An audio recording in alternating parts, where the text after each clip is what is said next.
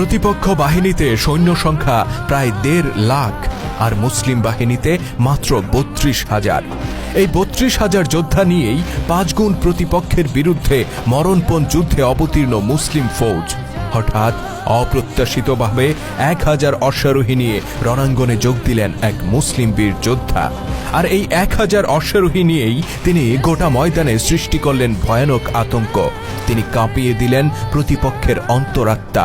মুসলিম বাহিনীর মনোবল বৃদ্ধি করলেন ১,০০০ গুণ আর প্রতিপক্ষের মনোবল মিশিয়ে দিলেন মাটির সাথে। প্রশ্ন হচ্ছে, ১.৫ লাখ প্রতিপক্ষের বিপরীতে মাত্র ১,০০০ অশ্বারোহীর যোগদান কি করে যুদ্ধের পরিস্থিতি বদলে দিতে পারে? কি এমন জাদুকরী শক্তি ছিল এই ক্ষুদ্র অশ্বারোহী বাহিনীর মধ্যে? কে ছিলেন এই অশ্বারোহী বাহিনীর কমান্ডার? কি ছিল তার কারিশমা যা দিয়ে তিনি প্রতিপক্ষের হৃদয়ে ত্রাস সৃষ্টি করেছিলেন? ইতিহাসের বিস্ময়কর সেই ঘটনা তুলে ধরব আজকের পর্বে। ভিডিওর শেষ পর্যন্ত থাকুন আমাদের সাথে।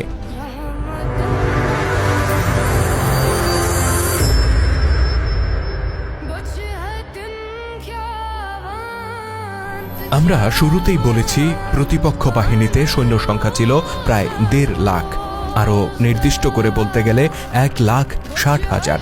বিশাল এই বাহিনীর পরিচয় তারা পার্সিয়ান সৈনিক। গোটা পারস্য সাম্রাজ্যের প্রতিটি দুর্গ থেকে সৈনিকদেরকে একত্রিত করে ইরাকের কাদিসিয়ার ময়দানে এই অভূতপূর্ব বিশাল বাহিনীর সমাবেশ ঘটিয়েছেন পারস্য সম্রাট। তার উদ্দেশ্য ছিল পারস্যের সীমানা থেকে মুসলিম বাহিনীর শেষ চিহ্নটুকু মুছে দেয়া। পারস্যের এই বিশাল রাজকীয় বাহিনীর মোকাবেলা করতে সেখানে জড়ো হয়েছিলেন মাত্র ৩২,০০০ মুসলিম যোদ্ধা।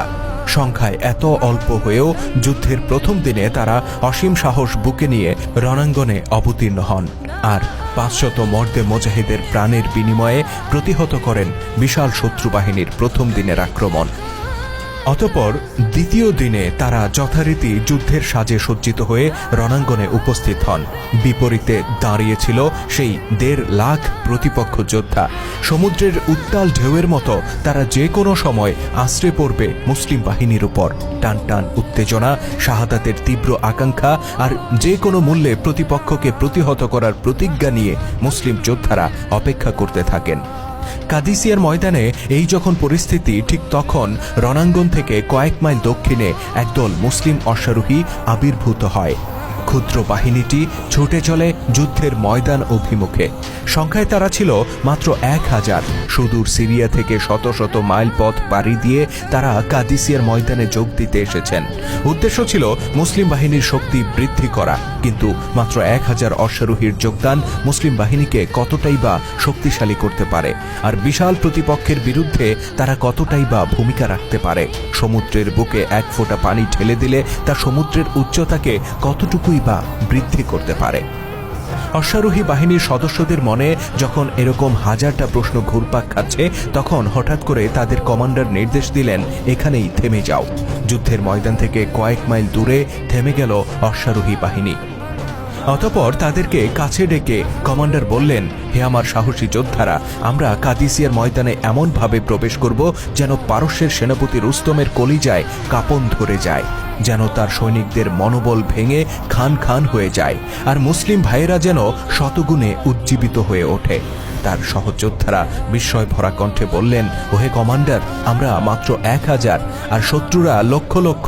আমরা কি করে তাদের মধ্যে এতটা প্রভাব সৃষ্টি করতে পারি? কমান্ডার বললেন, তারা জানবে আমরা ১,০০০ নই, বরং আমরা অগণিত। অধিকতর বিস্ময়ের সাথে তার সাথীরা বললেন, এটা কি করে সম্ভব? ১,০০০ যোদ্ধা কি করে অগণিত হয়ে উঠতে পারে? কমান্ডার বললেন, আমি জানি কি করে ১,০০০ যোদ্ধাকে অগণিত যোদ্ধা হিসেবে শত্রুর সামনে তুলে ধরতে হয়। তোমরা ১০টি দলে ভাগ হয়ে যাও, প্রতিটি দলে থাকবে ১০০ জন করে অশ্বারোহী। প্রথম দলটিকে নিয়ে আমি মুসলিম বাহিনীতে যোগ দিতে চলে যাব। আমরা আল্লাহু আকবার ধ্বনি দিয়ে মূল বাহিনীতে যুক্ত হব। প্রথম দলটি চোখের আড়ালে চলে যাওয়ার পর দ্বিতীয় দলটি এখান থেকে রওনা হবে। তারাও একইভাবে হুঙ্কার দিয়ে মুসলিম বাহিনীতে যুক্ত হবে। অতঃপর তৃতীয় দল, তারপর চতুর্থ দল। এভাবে একে একে ১০টি দল যুদ্ধের ময়দানে প্রবেশ করবে। মনে রাখবে, প্রথম দলটি চোখের চোখের আড়ালে যাওয়ার আগে দ্বিতীয় দলটি রওনা হবে না। আরও মনে রাখবে, প্রথম দলটি যাত্রাপথে যে ধুলি উড়িয়ে যাবে সেই ধুলি মাটিতে মিশে যাওয়ার আগেই দ্বিতীয় দলটি রওনা হবে। তোমাদের ঘোড়ার পদাঘাতে উৎক্ষিপ্ত ধুলিতে ময়দান ঢেকে যাবে, আর এভাবেই আমরা শত্রুর হৃদয় অন্ধকারে ঢেকে দেব। অতঃপর প্রথম দলটি নিয়ে রওনা হয়ে যান অশ্বারোহী দলের কমান্ডার। এদিকে যুদ্ধের ময়দানে দেখা গেল পারসিক বাহিনী যাবতীয় প্রস্তুতি সম্পন্ন করে সেনাপতির নির্দেশের অপেক্ষায় আছে।